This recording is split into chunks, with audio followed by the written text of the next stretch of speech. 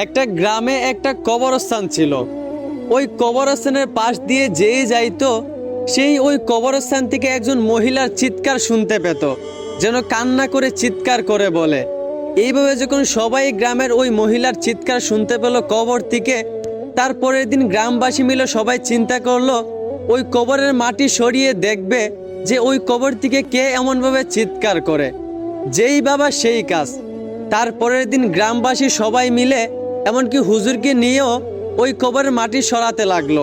কবরের মাটি সরানো শেষে যেই একজন বাঁশ সরাতে যাবে, এমনি কবর থেকে একজন মহিলা বলে উঠল, আমার কবরের বাঁশ সরাতে যাবেন না, আমাকে দেখা যাবে।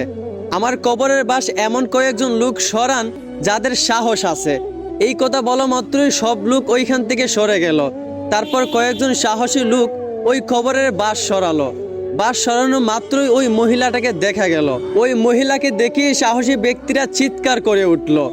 মহিলাটার মাথায় কোনো চুল ছিল না, মাথায় কোনো চামড়া ছিল না, মাংসও ছিল না। মহিলাটার মাথার মধ্যে পোকা ধরে গেছিল। মহিলাটার টুটটা পচে গলে পড়তে লাগলো।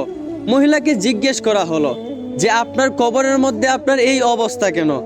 মহিলাটা তখন উত্তরে বলল, আমি যখন দুনিয়াতে বেঁচে ছিলাম তখন আমি ভালো হয়ে চলতাম, কিন্তু আমি রাস্তাঘাটে বের হলে বেপরদায় চলাফেরা করতাম। আমি ফেস ওপেন রাইকা চলাফেরা করতাম, চুলগুলো বাহিরে রাইকা চলাফেরা করতাম। শুধুমাত্র এই বেপরদায় চলার কারণে আজ আমার কবরে এই অবস্থা। এখন আমার বোন, আপনারা একটু বিবেক দিয়ে চিন্তা করেন, আপনারা যারা রাস্তাঘাটে সমান অধিকার নামে বেপরদায় চলাফেরা করতেছেন, আপনারা মরার পর আপনাদের কবরে কি অবস্থা হবে? একটু বিবেক দিয়ে চিন্তা করেন। আমার বোন, নিজেকে পর্দায় রাখেন। পর্দায় থাকলে স্বাধীনতা কমে যায় না, বরঞ্চ মেয়েদের সম্মান বেড়ে যায়। আশা করি বুঝতে পারছেন। ধন্যবাদ।